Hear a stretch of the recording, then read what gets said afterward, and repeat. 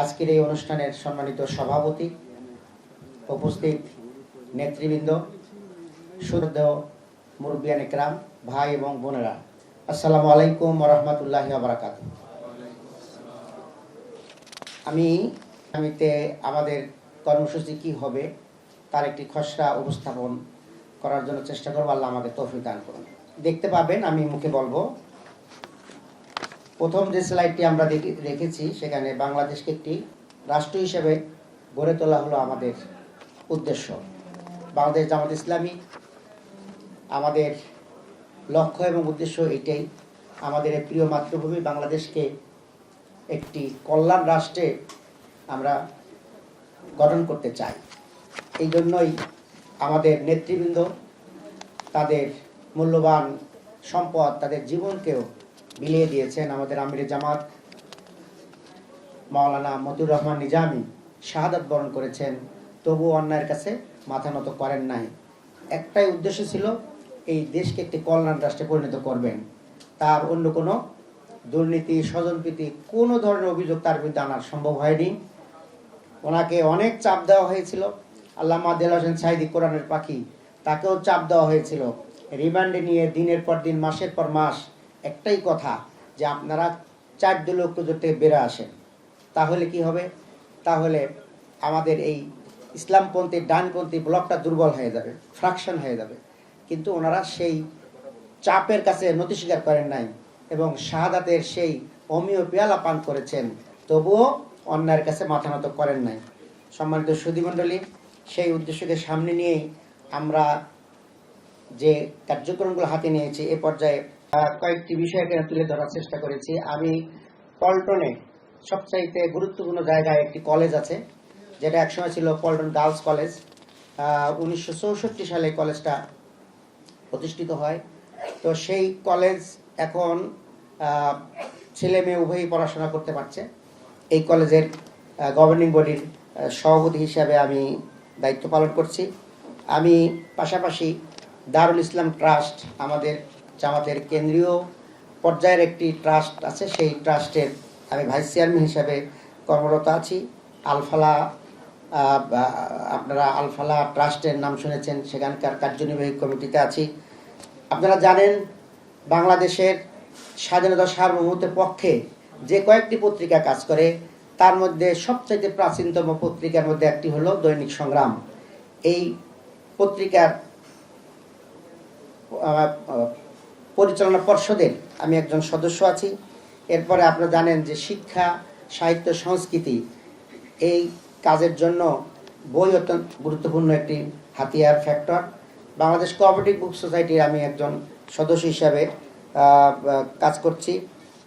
এরপরে ছাত্র জীবনে আমি রাজশাহী ইউনিভার্সিটি এবং কেন্দ্রে থাকা অবস্থায় বেশ কয়েকটি ট্রাস্টের সাথে আমি শুরু থেকে জড়িত ছিলাম। এ পর্যায়ে এখানে স্লাইডে দেখানো হয়েছে যে আমার আসলে বেড়ে ওঠা কোথা থেকে।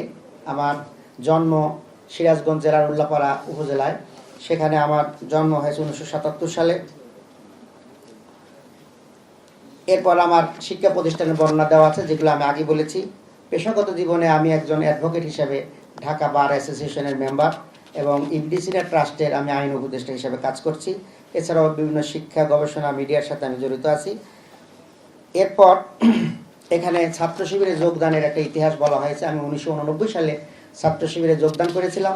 এরপর আমি 2003 সাল পর্যন্ত ছাত্র শিবিরের কেন্দ্রীয় পর্যায়ে দায়িত্ব পালন করে আমি জামাতে এসেছি। জামাতে আসার পরেও আমি শুরু থেকেই আমি সক্রিয়ভাবে কাজ করে এখন আমার সাংগঠনিক ব্যাকগ্রাউন্ড বলেছি। এই কাজ করতে গিয়ে ঢাকার এই প্রাণকেন্দ্র পল্টন এবং মতিঝিল অঞ্চলে জামাতের ভূমিকা রাখার কারণে বিভিন্ন সময়ে আমাকে গ্রেপ্তার হতে হয়েছে। আমি প্রায় অর্ধশতাধিক মামলার আমাকে আসামি করা হয়েছিল এবং আমাকে 3 বার গুম করা হয়েছে। একবার মিছিলে গুলি করা হয়, গুলিটি আমার সামনে থেকে বিদ্ধ হয়ে আমার পিছন দিয়ে বের হয়ে যায়। আল্লাহ আমাকে হায়াতে বেঁচে রেখেছেন। এরপরে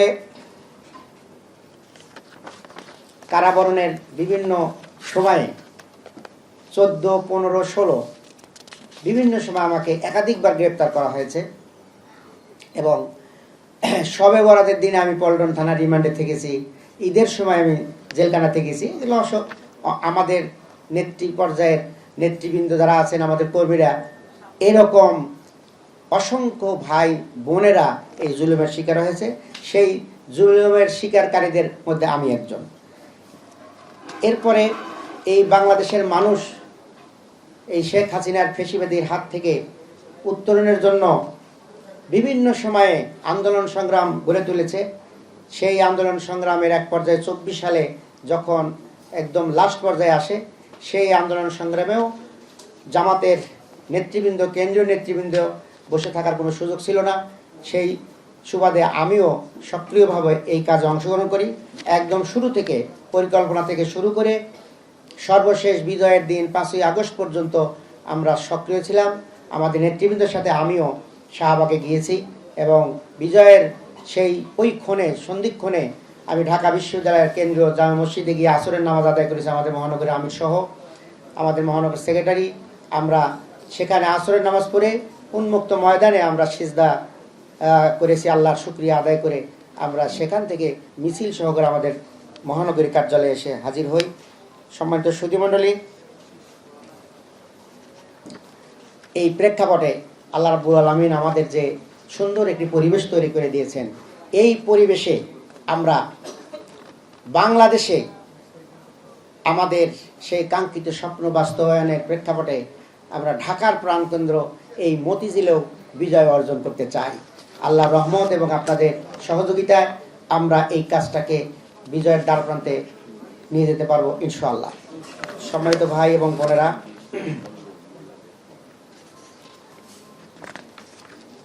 উন্নত, নিরাপদ ও মানবিক ঢাকা গঠনের ক্ষেত্রে আমাদের যে রূপকল্প, সবার জন্য শিক্ষা, কর্মসংস্থান, বাসস্থান ও স্বাস্থ্যসেবার উন্নত, নিরাপদ পরিবেশ ও জনবান্ধব মানবিক ঢাকা 8 গঠন হলো আমাদের ভিশন।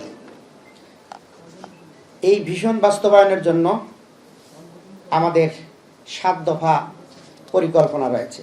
প্রথম দফার মধ্যে রয়েছে সবার জন্য দুর্নীতিমুক্ত, বৈষম্যহীন সুশাসন ও কার্যকর সংসদীয় প্রতিনিধিত্ব। এ ব্যাপারে আমাদের কথা খুবই স্পষ্ট।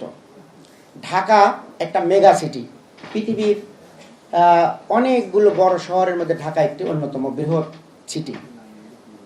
আমাদের চাইতেও অনেক জনবহুল সিটি আছে, কিন্তু আমাদের মতো এরকম হ্যাপাজার্ড সিটি তাদের নেই। তারা তাদের এই সিটিকে কিভাবে নিয়ন্ত্রণ করে, আমরা সেগুলো দেখব এবং সেখান থেকে আমরা শিক্ষা নিয়ে আমাদের এই ঢাকাকে বসবাসযোগ্য করার জন্য আমরা উদ্যোগ নেব। আপনারা জানেন আমাদের এখানে একটা প্রজেক্ট নিয়ে ওয়াসা আসে, সে রাস্তাঘাট কেটে তার কাজ শেষ করে কাটার সময় খুব দ্রুত গতিতে কাটে, কিন্তু সেটা রিপেয়ার করে না। এরপরে কিছুদিন পরে দেশা আসে, তারা এসে আবার অন্য জায়গায় দিয়ে কাটে। কেমন? ঢাকার ভিতরে কোন রাস্তা কখন কাটছে এটা জনগণ তো জানার কথা না। এখন যাওয়ার জন্য পরিচিত রাস্তা, হঠাৎ মাঝপথে যায় দেখে রাস্তা কাটা, এখন কোন দিকে যাবে? সময় 1 ঘন্টার সময় 3 ঘন্টা 4 ঘন্টা পার হয়ে যায়, আমরা কুল কেনা করতে পারি না। এইভাবে তিতাস গ্যাস কাটে, ওয়াসা কাটে, ডেসা কাটে, আবার সিটি কর্পোরেশন কাটে, কাটাকাটির শেষ নাই। এখানে আমাদের কথা স্পষ্ট, আমরা চাই নগর সিটি ম্যাজিস্ট্রেসি আইন দরকার। কেমন? এই আইন আমরা সংসদে পাশ করার মাধ্যমে ওয়ান স্টপ সার্ভিস হবে। কোনো ফাইল যখন রেডি হবে, সেই ফাইল প্রত্যেকটা জায়গায় ঘুরে একসাথে নোট হবে, একসাথে কাজ হবে, যেন একবার কাটলেই সেই কাজ 3টা 4টা 5টা কাজ একসাথে হয়ে যায়। এই ধরনের সার্ভিস আমরা দিতে চাই। আমরা দেখছি যে দুর্নীতি সব কিছু খেয়ে ফেলছে। আমাদের ঘুষ এবং দুর্নীতি থেকে যদি এই দেশকে রক্ষা করা যায়, এই দেশের অর্থনীতি 5 বছর লাগবে না, 1 বছরের মধ্যে ঘুরে দাঁড়াবে ইনশাআল্লাহ। এই শেখ হাসিনা ফ্যাসিস্ট যখন পালিয়ে যায় সেই সময় আলুর দাম ছিল 80 থেকে 90 টাকা, আর এখন কত? 25 থেকে 30 টাকা কেজি। তাহলে দেখেন এখানে তো আলাদিনের চেরাগ আসে নাই, কেমনে এটা রিপেয়ার হলো? আমরা চ্যালেঞ্জ করতে পারি এই আলুর দাম 20 টাকার নিচেই থাকতে পারে যদি আমরা চাঁদাবাজি বন্ধ করতে পারি। ঘাটে ঘাটে চাঁদা দিতে দিতে ওই ট্রাক ঢাকা শহরে আসতে তার অনেক টাকা চাঁদা দিতে হয়। এই টাকাটা যদি চাঁদা না দিতে হতো তাহলে আলুর দাম কেজিতে অনেকটা কমে যেত। এইভাবে আপনারা দেখেছেন এই বাংলাদেশে আমরা 300 টাকা, 350 টাকা, 400 টাকা কেজি পেঁয়াজ খেয়েছি। এখন পেঁয়াজের দাম কত? না, এখন একটু বেশি, 80 টাকা। কিন্তু দীর্ঘদিন 50-60 টাকার মধ্যে এই দাম ছিল। যেহেতু এখন নন সিজন, কিছুদিন পরে সিজন হবে, এই জন্য এই সময় একটু দাম বেশি। কিন্তু এটা হতবাক কাণ্ড, আমরা এই বিগত 15 বছরের মধ্যে এরকম দেখি নেই পেঁয়াজের দাম এত নিচে থাকে। সম্মানিত সুধীমণ্ডলী, নিরপেক্ষ বিচার ব্যবস্থা, আইনের শাসন, যে কোনো জায়গা থেকে মানুষকে তুলে নিয়ে যায় মামলা দেওয়া হচ্ছে। এই যে একটা কালচার ছিল 54 সন্দেহজনক গ্রেপ্তার, কে হয়েছে? এটা জামাত কর্মী, শিবির কর্মী, একে নিয়ে দাও। বাড়িতে মেহমান আসছে, একসাথে খেতে বসছেন, মেহমান সহ বাড়ি এলাকাকে ধরে নিয়ে চলে যাওয়া হচ্ছে। কি কারণ? যে এটা শিবির করে, এটা জামাত করে। এই যে অন্যায় আচরণ, আমরা চাই এই ধরনের মানে অন্যায় আইন আমরা চাই না। আমরা এই দেশে সুশাসন, আইনের শাসন কায়েম করতে চাই। ডিজিটাল পদ্ধতি বাস্তবায়ন ও সরকারি সেবাকে আধুনিকরণের মাধ্যমে নাগরিক সেবা সমৃদ্ধকরণ করা, সহজীকরণ করা হবে। 2 নম্বর কর্মসূচি আমাদের সবার জন্য নিরাপত্তা, সামাজিক সুরক্ষা। সন্ত্রাস, মাদক, চাঁদাবাজি, ছিনতাই, ইফটিজিং, কিশোর গ্যাং দমনে প্রশাসনের জিরো টলারেন্স থাকবে। ট্রাস্টের নাম শুনেছেন, সেখানকার কার্যনির্বাহী কমিটিতে আছি। আপনারা জানেন বাংলাদেশের স্বাধীনতা সার্বভৌমত্বের পক্ষে যে কয়েকটি পত্রিকা কাজ করে তার মধ্যে সবচেয়ে প্রাচীনতম পত্রিকার মধ্যে একটি হলো দৈনিক সংগ্রাম। এই পত্রিকার পরিচালনা পর্ষদের আমি একজন সদস্য আছি। এরপরে আপনারা জানেন যে শিক্ষা, সাহিত্য, সংস্কৃতি এই কাজের জন্য বই অত্যন্ত গুরুত্বপূর্ণ একটি হাতিয়ার ফ্যাক্টর। বাংলাদেশ কোঅপারেটিভ বুক সোসাইটির আমি একজন সদস্য হিসাবে কাজ করছি। এরপরে ছাত্র জীবনে আমি রাজশাহী ইউনিভার্সিটি এবং কেন্দ্রে থাকা অবস্থায় বেশ কয়েকটি ট্রাস্টের সাথে আমি শুরু থেকে জড়িত ছিলাম। এ পর্যায়ে এখানে স্লাইডে দেখানো হয়েছে যে আমার আসলে বেড়ে ওঠা কোথা থেকে। আমার জন্ম সিরাজগঞ্জ জেলার উল্লাপাড়া উপজেলায়, সেখানে আমার জন্ম হয়েছে 1977 সালে।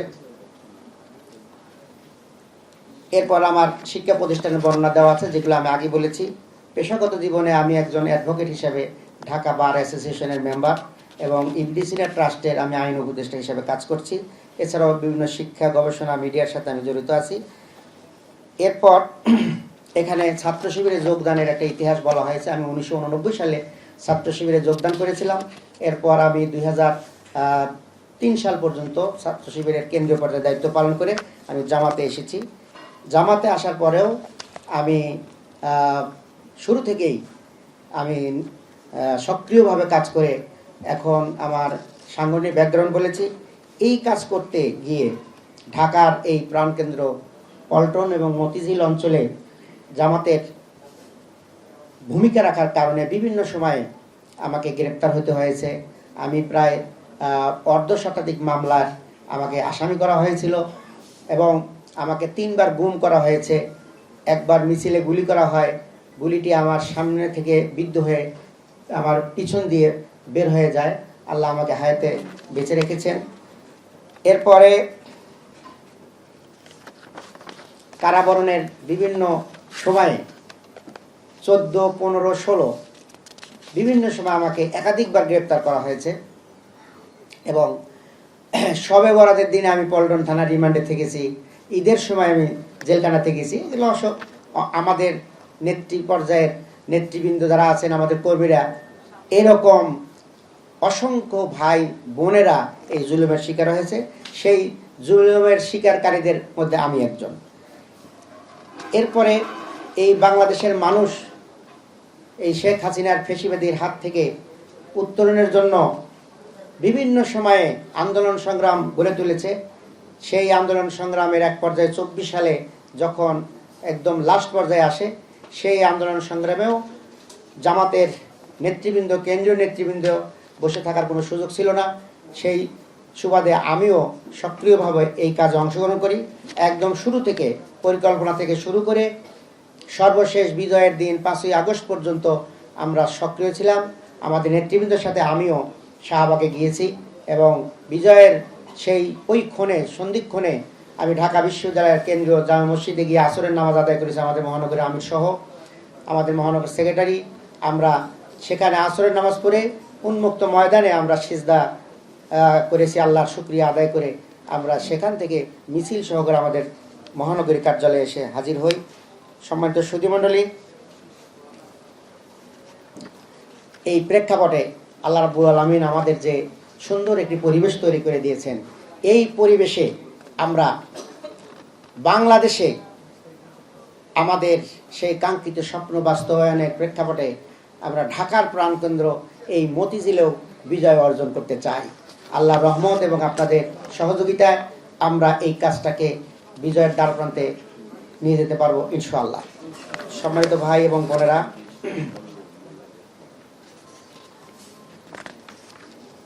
উন্নত, নিরাপদ ও মানবিক ঢাকা গঠনের ক্ষেত্রে আমাদের যে রূপকল্প, সবার জন্য শিক্ষা, কর্মসংস্থান, বাসস্থান ও স্বাস্থ্যসেবার উন্নত, নিরাপদ পরিবেশ ও জনবান্ধব মানবিক ঢাকা 8 গঠন হলো আমাদের ভিশন। এই ভিশন বাস্তবায়নের জন্য আমাদের 7 দফা পরিকল্পনা রয়েছে। প্রথম দফার মধ্যে রয়েছে সবার জন্য দুর্নীতিমুক্ত, বৈষম্যহীন সুশাসন ও কার্যকর সংসদীয় প্রতিনিধিত্ব। এ ব্যাপারে আমাদের কথা খুবই স্পষ্ট। ঢাকা একটা মেগা সিটি, পৃথিবীর অনেকগুলো বড় শহরের মধ্যে ঢাকা একটি অন্যতম বৃহৎ সিটি।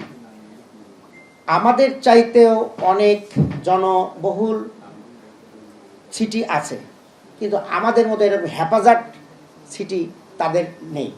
তারা তাদের এই সিটিকে কিভাবে নিয়ন্ত্রণ করে, আমরা সেগুলো দেখব এবং সেখান থেকে আমরা শিক্ষা নিয়ে আমাদের এই ঢাকাকে বসবাসযোগ্য করার জন্য আমরা উদ্যোগ নেব। আপনারা জানেন আমাদের এখানে একটা প্রজেক্ট নিয়ে ওয়াসা আসে, সে রাস্তাঘাট কেটে তার কাজ শেষ করে কাটার সময় খুব দ্রুত গতিতে কাটে, কিন্তু সেটা রিপেয়ার করে না।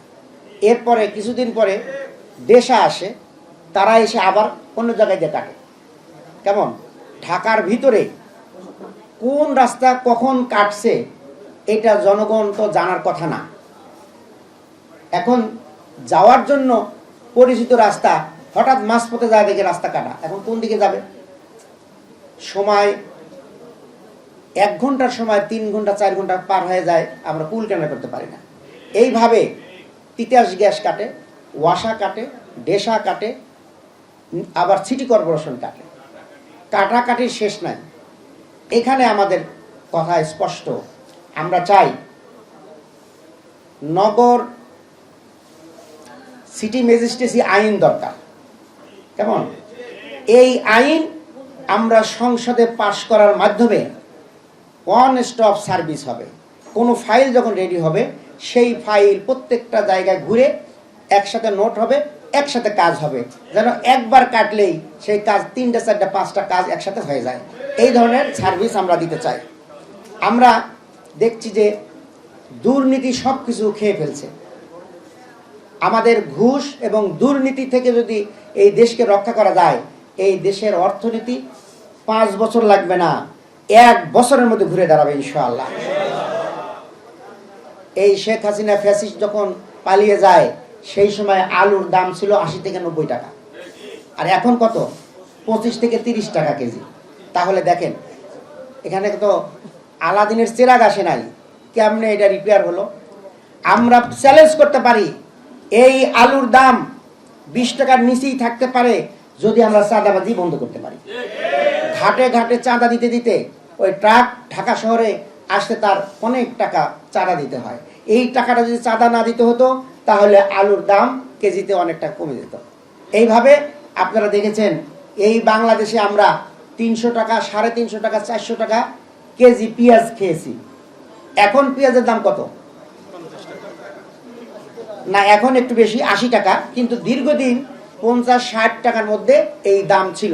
যেহেতু এখন নন সিজন, কিছুদিন পরে সিজন হবে, এই জন্য এই সময় একটু দাম বেশি। কিন্তু এটা হতবাক কাণ্ড, আমরা এই বিগত 15 বছরের মধ্যে এরকম দেখি নেই পেঁয়াজের দাম এত নিচে থাকে।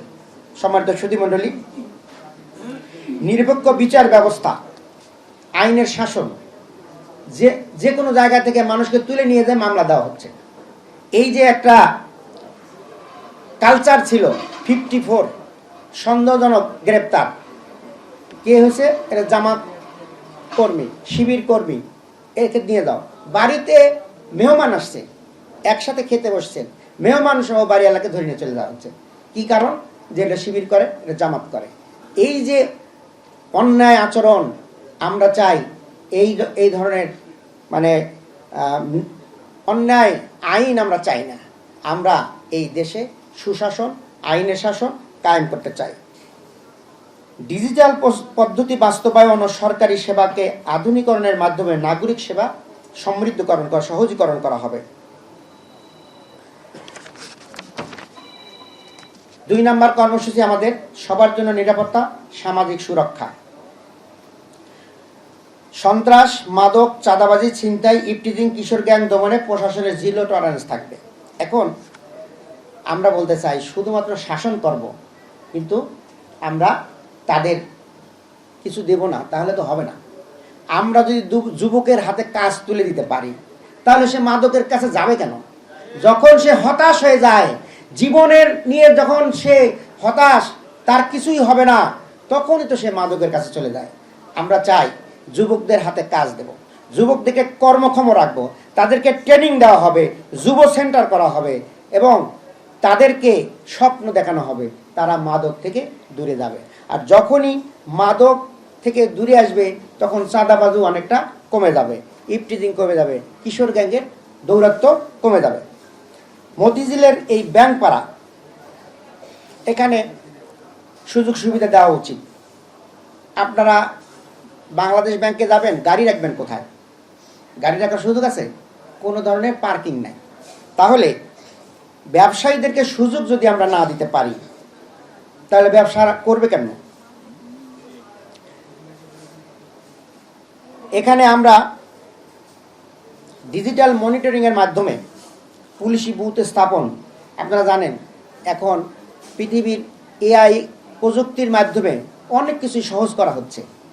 আমরাও আমাদের এই ট্রাফিক কন্ট্রোলটাকে আধুনিকায়ন, এআই এর মাধ্যমে আমরা সিগন্যালের মাধ্যমে এই ট্রাফিক সিস্টেম করতে চাই, যে কারণে মানুষের ভোগান্তি দূর হবে এবং যানজট নিরসন হবে।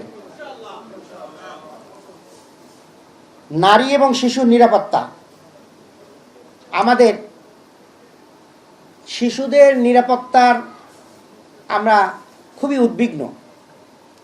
শিশুদেরকে ছেড়ে দেওয়ার কোনো সুযোগই নাই। মায়েদের যে কি কষ্ট, 3 ছেলে 3 প্রতিষ্ঠানে লেখাপড়া করে, একজনকে একদিকে দিয়ে আসে, আর একজনকে আরেক দিকে নিয়ে যায়, আর একজনকে কেমনে নিয়ে আসবে। এইভাবে যদি একটা মা চলে তাহলে তার তো জীবন তো অর্ধেক শেষ। এইভাবে মা এবং বাবা কে চাকরি করবে, কখন কিভাবে ছুটি নেবে, এই ধরনের আমরা ঢাকা চাই না। আমরা চাই এখানে শিশু তার নিজের স্কুলে নিজেই যাবে, কেন তাকে নিয়ে যেতে হবে? পৃথিবীর কোথাও তো নিয়ে যেতে হয় না। আমরা চাই শিশুদের নিরাপত্তা, নারীদের নিরাপত্তার ব্যবস্থা করা। নারীদের জন্য পর্যাপ্ত বাসের ব্যবস্থা থাকবে। আমরা দেখি বাসে বোনেরা ওঠারই চান্স পান না, উঠলেও সিট নাই, দাঁড়ায় থাকতে হয়। তাহলে এটা কি সম্ভব? নারীদের জন্য পর্যাপ্ত সিটের ব্যবস্থা করতে হবে। আমরা এটাকে একটা সুশৃঙ্খল আইনের মাধ্যমে কাঠামোর মধ্যে নিয়ে আসতে চাই। গণমাধ্যমের স্বাধীনতা, সাম্প্রদায়িক সম্প্রীতি ধর্মীয় নিরাপত্তা নিশ্চিত করা হবে। আমরা বলতে চাই বাংলাদেশ জামাত ইসলামী এইটা আমাদের উদ্দেশ্য লক্ষ্যের মধ্যে একটা, যে মসজিদ যদি পাহারা দিতে না হয় মন্দির কেন পাহারা দিতে হবে? আমাদের ঈদের জামাতে যদি পাহারা দিতে না হয় তাহলে হিন্দুদের পূজা মণ্ডপ কেন পাহারা দিতে হবে? তারা তো বাংলাদেশের নাগরিক, তাদের নাগরিক অধিকার দিতে হবে। এইটা বাংলাদেশ জামাত ইসলামী নিশ্চিত করবে ইনশাআল্লাহ। অসহায় প্রান্তিক জনগোষ্ঠী, সিনিয়র সিটিজেন, আমাদের এই সিনিয়র সিটিজেন যারা আছেন, দেখেন এখানে আসছেন, যারা জীবনের সব কিছু এই দেশের জন্য স্যাক্রিফাইস করেছেন, আজ বৃদ্ধ বয়সে রাস্তা দিয়ে হাঁটতে পারবে না, গাড়ি ধাক্কাতে ফেলাই দিবে, এটা তো হতে পারে না।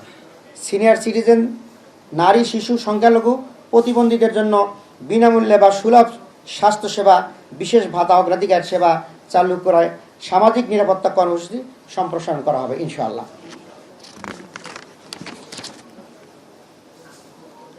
3 নম্বর কর্মসূচি আমাদের সবার জন্য উন্নত অবকাঠামো, সংযোগ, নাগরিক সুবিধার সবুজ শহর। আমাদের এই অঞ্চলটায় বেশ কিছু সমস্যা আছে, এখানে আমি দেখানোর চেষ্টা করেছি। আমাদের এখানে যানজট 1 নম্বর সমস্যা। আমাদের এখানে বৃষ্টি হলেই পানিতে ডুবে যায়। কেমন? মালিবাগে যে মৌচাক মালিবাগ যে এরিয়াটা, বর্ষাকালে সেখানে রিক্সা পানির নিচে চলে যায় এবং গাড়িগুলো নিচে চলে যায়, অসংখ্য মানুষের ভোগান্তি হয়। আমরা দেখেছি যে গাড়ি অফ হয়ে গেছে, এখন কিভাবে গাড়িও সরাতে পারে না, রাস্তায় মানুষও যেতে পারে না, গাড়িও চলতে পারে না। আমরা ভিআইপি এলাকা যেটা আমাদের কাকরাইল, এখানেও পানির নিচে চলে যায়। কেন? এগুলো আমাদের কারণ খুঁজে বের করতে হবে। জলাবদ্ধতা কেন হচ্ছে? অর্থাৎ ড্রেনগুলো ঠিকমতো কাজ করছে না, এবং যেখানে পানি জমা হওয়ার কথা, অর্থাৎ আমাদের এই যে সামনেই মতিঝিল ব্যাংক, বাংলাদেশ ব্যাংকের পিছনে যে জলাশয়টা আছে, এগুলোর কোনো সংস্কার নাই। কেমন? আমরা চাইবো, আমার অন্য জায়গায় দেখানো আছে, এই জলাশয়কে কেন্দ্র করে ব্যাংকের, বাংলাদেশ ব্যাংকের পাশে যে জলাশয়, এটা বহু আগে থেকেই পরিকল্পনা আছে সিটি কর্পোরেশনের, যে এটাকে সংস্কার করা হবে, জলাধারকে সমৃদ্ধ করা হবে, পাশ দিয়ে পার্কের ব্যবস্থা করা হবে, শিশুদের বিনোদনের ব্যবস্থা, এবং যারা ব্যায়াম করবেন তাদের জন্য উন্মুক্ত ব্যায়ামাগার। এরপরে পানির ভিতরে বিভিন্ন আপনার খেলনার ব্যবস্থা করা, ওয়াটার রিলেটেড যে খেলনাগুলো আছে, এগুলোর মাধ্যমে আমরা একটা পর্যটন হিসেবেও নিতে পারবো, শিশুদের বিনোদন এবং আমাদের পানি নিষ্কাশনের ব্যবস্থা একসাথে সমন্বিত উদ্যোগের মাধ্যমে আমরা এই অঞ্চলের জলাবদ্ধতা কমাতে পারি। আমাদের এই শাহজাহানপুরের ঝিল, এখানে পানি জমা হয়, সেখানে কোনো পরিষ্কারের ব্যবস্থা করা হচ্ছে না, যে কারণে পানিগুলো দ্রুত নামে যেতে পারছে না। এরপরে যানজটের ব্যাপারে এমপির কাজ কিন্তু যানজট নিরসন নয়, কিন্তু তারপরেও আমরা তো এই শহরের বাসিন্দা, আমাদেরকে তো এই অঞ্চল দিয়েই যাতায়াত করতে হয়। আমরা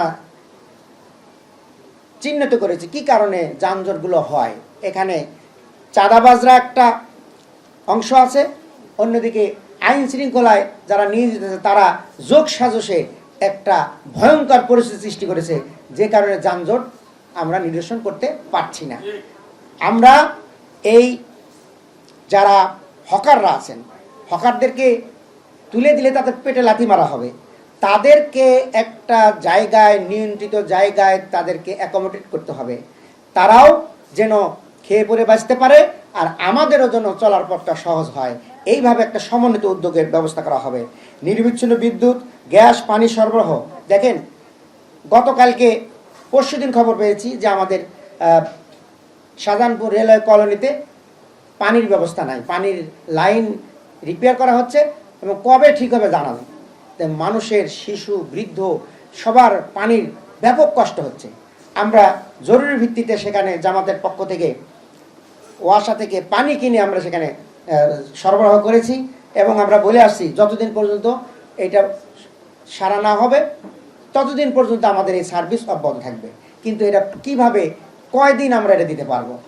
এই জন্য এই কাজগুলো আমরা যেন দ্রুত ব্যবস্থা করা যায়, পূর্ব থেকেই এটার ব্যাপারে খোঁজখবর নেওয়া, লাইনটা কেমন দুর্বল হচ্ছে কিনা এবং যে কোনো সময় হুমকির সম্মুখীন হবে কিনা, এগুলো খেয়াল রেখে অতীত আগেই যদি আমরা পূর্ব পরিকল্পিতভাবে যদি আমরা কাজটা করতে পারতাম তাহলে এই ধরনের পানির সংকট হতো না।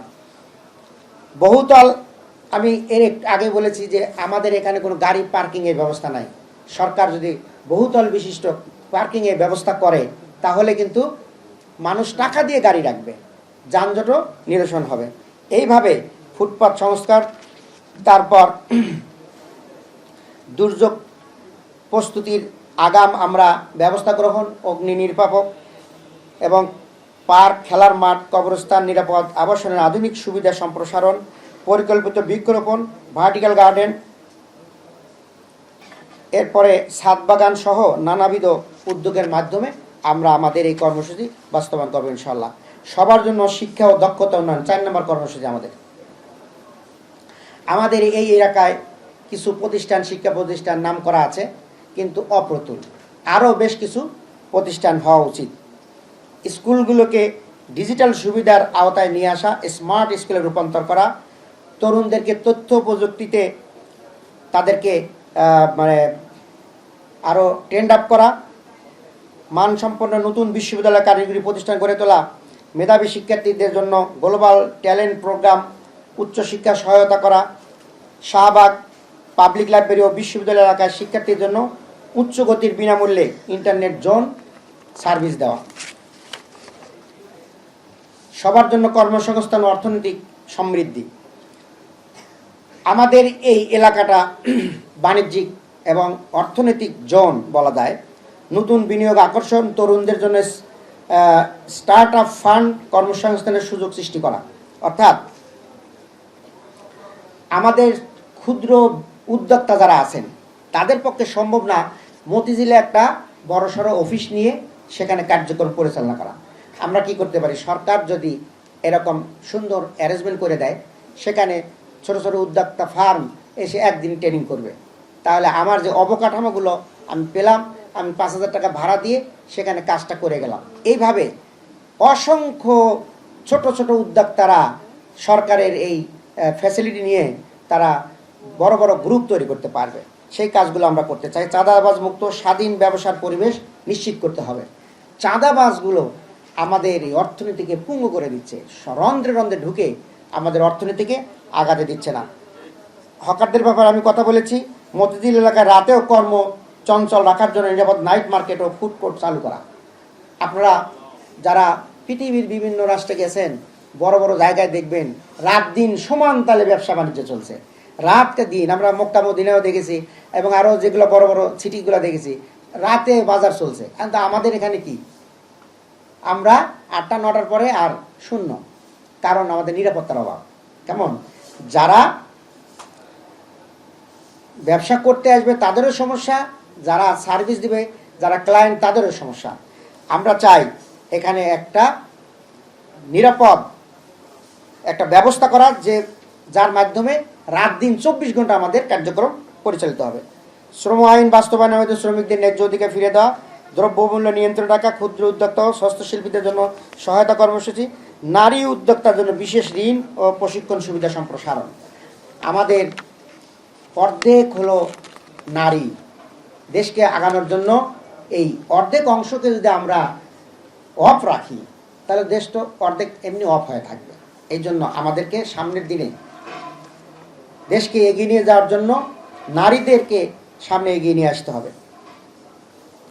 সবার জন্য সহজ ও মানসম্মত স্বাস্থ্যসেবা। আমাদের খুবই দুর্ভাগ্য, এই ঢাকা 8 আসনে 9টা প্রশাসনিক ওয়ার্ড আছে। এই প্রশাসনিক ওয়ার্ডের মধ্যে একটাও আরবান হেলথ সার্ভিস নাই। তারা মনে করে যে এখানে পিজি হাসপাতাল আছে, এখানে ঢাকা মেডিকেল কলেজ আছে, এখানে আর কি মেডিকেলের দরকার। পিজি হাসপাতাল কি শুধু ঢাকা 8-এর জন্য? পিজি হাসপাতাল সারা বাংলাদেশের জন্য। ঢাকা মেডিকেল তো সারা বাংলাদেশের জন্য। তাহলে আমাদের এই অঞ্চলের এই ভাইয়েরা বোনেরা কোথায় যাবে? ছোট্ট অসুখের জন্য, আমাদের মাতৃত্বকালীন যে প্রবলেমগুলো হয় এগুলোর সেবার জন্য, শিশুদের সেবার জন্য আমরা যদি এই প্রত্যেকটি প্রশাসনিক ওয়ার্ডে একটা আরবান হেলথ কমপ্লেক্স করতে পারি, সরকার যদি এটা করে দেয়, তাহলে আমাদের এই ভাই বোনদের কষ্ট অনেক লাঘব হয়ে যাবে। এবং আমাদের যে মেডিকেল বিশ্ববিদ্যালয় সেটার নাম আমরা কত সুন্দরভাবে দিয়ে দিয়েছিলেন। একটা নতুন প্রতিষ্ঠান করে নিজের বাপের নাম দেন, ঠিক আছে না? তৈরি করা জিনিসে শুধু নাম লাগাই দিলাম শেখ মুজিব মেডিকেল বিশ্ববিদ্যালয়, একটা নতুন বানাইয়া দেন তাহলে মানুষের উপকার হতো। তো এখন সেইটার নাম আগের জায়গায় চলে আসছে। আমরা চাই এই মেডিকেল বিশ্ববিদ্যালয় এবং ঢাকা মেডিকেলকে আধুনিকায়ন করতে হবে, সেখানে চিকিৎসা নিশ্চিত করা, পরিবেশটা সুন্দর করা। ওখানে যাওয়াই যায় না, মানে কেউ যদি ঢাকা মেডিকেলের কথা শোনে যে একজন রোগী ভর্তি হয়েছে, তার মানে ওখানে যাওয়ার জন্য একটা পরিকল্পনা নিয়ে তারপর যাইতে হয়, সেখানে পরিবেশ নাই। তো আমরা চাই এই বড় দুটি প্রতিষ্ঠান আধুনিকায়ন করব ইনশাআল্লাহ। আমি মাতৃত্বকালীন সেবা এবং শিশুদের সেবার কথা আগেই বলেছি। আমরা আরবান হেলথের মাধ্যমে এই কাজগুলো করার জন্য চেষ্টা করবো ইনশাআল্লাহ। 7 নাম্বার কর্মসূচি যেটা সংস্কৃতি, ঐতিহ্য এবং পর্যটন। আমি ইচ্ছা করলেই আমার সংস্কৃতি থেকে বেরিয়ে আসতে পারবো না। আমাদের সংস্কৃতি কি? আমাদের সংস্কৃতি হলো এশার নামাজের আজানের মাধ্যমে দিনের কর্মসূচি শেষ করা আর ফজরের নামাজের আজানের দিয়ে কাজ শুরু করা। এই সংস্কৃতিকে যদি লালন করতে পারেন তাহলে দেখবেন অনেক কাজ করা যায়। B practical. আপনি যদি তাহাজ্জুদের জন্য উঠতে পারেন, 4টার সময় উঠলেন, 4টা থেকে আপনার ফজরের আগে কোরআন অধ্যয়ন করা শেষ, ফজরের নামাজ পড়ে আপনারা শারীরিক ব্যায়াম সহ পারিবারিক কিছু কাজ করতে পারবেন। 8টা পর্যন্ত এগুলো কাজ শেষ করতে আপনি 4টা ঘন্টা পালেন। আর যদি ঘুমিয়ে কাটায় দেন তাহলে কিন্তু এই 4 ঘন্টা মেকআপ করার কোনো সুযোগ নেই। কেমন? এইভাবে আমাদের যে সংস্কৃতি, এই সংস্কৃতিকে বিকাশ সাধন করতে হবে। এখন সংস্কৃতি মানেই হলো গান বাজনা, বিদেশি টেলিভিশন, ফিল্ম, এগুলো নয়। মুসলমানদের সংস্কৃতি রাসূলুল্লাহ সাল্লাল্লাহু আলাইহি সাল্লাম মক্কা থেকে মদিনায় যাওয়ার আগেই, ওনার যে গ্রুপটা গেলেন আগে, তারা কিন্তু সেখানকার কৃষ্টি কালচারকে চেঞ্জ করে দিলেন। রাসূলুল্লাহ সাল্লাল্লাহু আলাইহি সাল্লাম যাওয়ার পর নতুন করে বলতে হয় না। কেমন? এজন্য বাংলাদেশকে পরিবর্তন করতে হলে ধর্মীয় কালচার আনতে হবে। সেটা যে কোনো ধর্ম হতে পারে। ইসলাম ধর্ম ইসলামিক কালচার শিখাবে, বৌদ্ধ ধর্ম বৌদ্ধ কালচার শিখাবে। প্রত্যেকটা ধর্মই তাদের অনুসারীদেরকে ভালোর দিকে এগিয়ে নিয়ে যায়। কোনো ধর্মই সন্ত্রাসকে প্রশ্রয় দেয় না, কোনো ধর্মই মদকে প্রশ্রয় দেয় না, কোনো ধর্মই বলে না তোমরা অন্যায় অসৎ দুর্নীতি করো। সবগুলো ধর্মই তাদেরকে উৎসাহিত করে ভালোর দিকে। তা আমাদের এই সংস্কৃতি হবে হলো ধর্মীয় সংস্কৃতি, অর্থাৎ যার যার কালচার অনুযায়ী বিকশিত হবে। বিশেষ করে আমরা বাইতুল মোকাররম, রমনা সরোয়ার্দী উদ্যানকে সমন্বিত হেরিটেজ জোন হিসেবে গড়ে তুলতে চাই। রমনা পার্কটা দেখেন ব্রিটিশ পিরিয়ডে করে গেছেন, এরপরে আমরা আর কি করলাম? ব্রিটিশ গেল, পাকিস্তান, বাংলাদেশের 54 বছর কোনো পরিবর্তন হয়েছে? এই রমনা পার্ক সকালবেলা কিছুক্ষণ ব্যায়াম করে, এরপরে সারাদিন বেকার কেন? এইটাকে যদি আমরা ডিজিটালি আগায় যেতে পারি, অর্থাৎ এখানে সকাল 6টা থেকে রাত 10টা পর্যন্ত উন্মুক্ত থাকবে। এখানে আমরা জিম করতে যাই, কেন জিম করতে যাব? এখানে থাকবে সব ব্যবস্থা। তাহলে যার টাকা আছে সে জিমে যায়, যার টাকা নেই জিমে যাইতে পারে না। তাহলে এইভাবে আমরা এই রমনা সরোয়ার্দী উদ্যানে যাবেন, সরোয়ার্দী উদ্যানে সেখানকার পরিবেশটা দেখলে আর যাইতে মন চাইবে না। অথচ এগুলো আমাদের হেরিটেজ, আমাদের ঐতিহ্য, এগুলোকে ধরে রাখতে হবে। ঢাকা বিশ্ববিদ্যালয় থেকে শাহবাগ রমনা শিল্পকলা একাডেমি এডুকেশন এবং কালচারাল করিডোর হিসেবে আমরা গড়ে তুলতে চাই। আমাদের শিল্পকলা একাডেমি, এই ওদিকে আপনারা একটু শব্দ করবেন না। শিল্পকলা একাডেমি এখানে যে কি হয় আমরা জানতেই পারি না, কিন্তু এখানে সরকারের একটা বড় একটি বাজেট সেখানে দেওয়া হয়। তাহলে জনগণের বাজেটে কি হচ্ছে আমরা জানতে পারছি না। আমাদের সবার অংশগ্রহণ করে শিল্পকলা একাডেমিকে আমাদের বাংলাদেশি কালচারের মধ্যে নিয়ে আসা আমরা চেষ্টা করব ইনশাল্লাহ। এরপর জাতীয় জাদুঘর, কেন্দ্রীয় লাইব্রেরি এগুলোকে আধুনিকায়ন করা হবে ইনশাল্লাহ। এরপরে পর্যটন বান্ধব অবকাঠামো, হোটেল, রেস্ট হাউসগুলো, তথ্যকেন্দ্রগুলোকে আমরা আধুনিকায়ন করবো ইনশাল্লাহ। ঢাকা বিশ্ববিদ্যালয়ের শিক্ষা ব্যবস্থার ঐতিহ্য, ঢাকা বিশ্ববিদ্যালয়কে আমরা শিক্ষা ব্যবস্থার ঐতিহ্য হিসাবে ঘোষণা করব। শাহবাগ, রমনা, সোহরাওয়ার্দী উদ্যানকে পর্যটন ও বিনোদন কেন্দ্রে রূপান্তর করা হবে ইনশাআল্লাহ। সবশেষে আপনাদের কাছে আমাদের আবেদন থাকবে, তারুণ্যের প্রথম ভোট দাঁড়িপাল্লার পক্ষে হোক। অর্থাৎ এই 15 বছরে যারা ভোট দিতে পারেন নাই, এর মধ্যে আমরা অনেকেই কি 50-এ চলে গেছি, 55 বছরে চলে গেছি, অনেকে আমরা ভোট দিতে পারি নাই। আর যারা 35 পর্যন্ত আছে তারা দিতেই পারে নাই, তাদের উদ্দেশ্যে আমাদের নিবেদন হলো তারুণ্যের প্রথম ভোট হবে দাঁড়িপাল্লার পক্ষে। আমরা ইনশাল্লাহ ঢাকা 8 আসনকে একটি নিরাপদ, উন্নত এবং সমৃদ্ধ ঢাকা 8-এ পরিণত করতে চাই। আল্লাহ আমাদের তৌফিক দান করুন। সৎ এবং যোগ্য লোকের শাসন চাই, দুর্নীতিমুক্ত বাংলাদেশ চাই। সৎ এবং যোগ্য লোকের শাসন চাই, দুর্নীতিমুক্ত বাংলাদেশ চাই। সবাইকে ধন্যবাদ। আসসালামু আলাইকুম ওয়া রাহমাতুল্লাহি ওয়া বারাকাতুহু। এখন আপনাদের পরামর্শ এবং কিছু কোশ্চেন থাকলে, জানার থাকলে আপনারা করতে পারেন।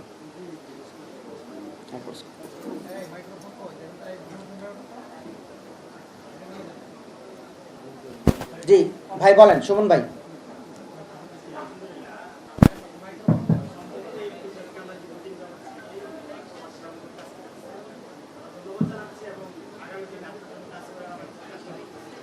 আমার কোশ্চেন হচ্ছে ঢাকা শহরের ভিতরে যে 8 আসনে যে ফুডগুলা 5 নম্বর লাইন পর্যন্ত রাস্তা বিক্রি হয়ে গেছে, এটা থেকে হকারদের পুনর্বাসন করে এই রাস্তা থেকে জ্যাম মুক্ত কিভাবে করা যায়, এটার ব্যাপারে আপনার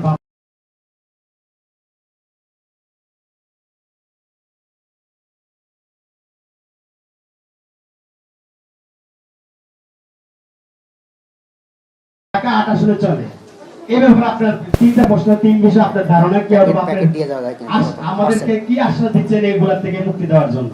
আমি আমার কথা, আপনার প্রশ্নের জন্য ধন্যবাদ। এগুলো কিন্তু আমার কথার মধ্যে আসছে, আমাদের চিন্তার মধ্যে আছে। যানজট, হকার, কেমন দখল, এই বিষয়গুলো আমাদের আছে। আপনি নতুন একটা সংযোজন করেছেন ফিটনেসবিহীন গাড়ি, এগুলো আমাদের কনসার্নে আছে। আমরা কিছুদিন আগে ডিএমপি পুলিশ কমিশনার উনি আমাদের ডাকছিলেন, তো সেক্ষেত্রে এই কথাগুলো আমরা বলছি যে আপনারা একজন মোটরসাইকেল আরোহী তার হেলমেট না থাকলে তাকে ধরে জরিমানা করতেছেন, আর যে গাড়িটা কালো ধোয়ার কারণে মানে 1 কিলোমিটারের মধ্যে মানুষ যেতে পারে না, সেই গাড়িগুলো আপনারা ধরতেছেন না। এই যে দ্বিচারিতা, এগুলো বন্ধ করতে হবে। এইভাবে আমরা সেদিন বলে আসছি। আর আমরা জনগণের সমর্থন পেলে এই বিষয়গুলো আমরা খতিয়ে দেখবো ইনশাল্লাহ। আর একটা বিষয় হলো, যে সমস্যাগুলো সৃষ্টি হয়ে গেছে 54 বছরে, আপনি প্রথম দিনেই কিন্তু সমাধান করতে পারবো না, এটাকে একটু সময় নিতে হবে। আমাদের ইসলামের বিধানও এইরকমই। মদ হারাম হয়েছে 3 দফায়। প্রথম বলছেন যে তোমরা মদ খেয়ে নেশা অবস্থায় নামাজে এসো না। এরপরে বলছে মদ হারাম না, মদের কল্যাণের চেয়ে অকল্যাণ বেশি। এরপরে বলা হয়েছে মদ হারাম আর খাওয়া যাবে না।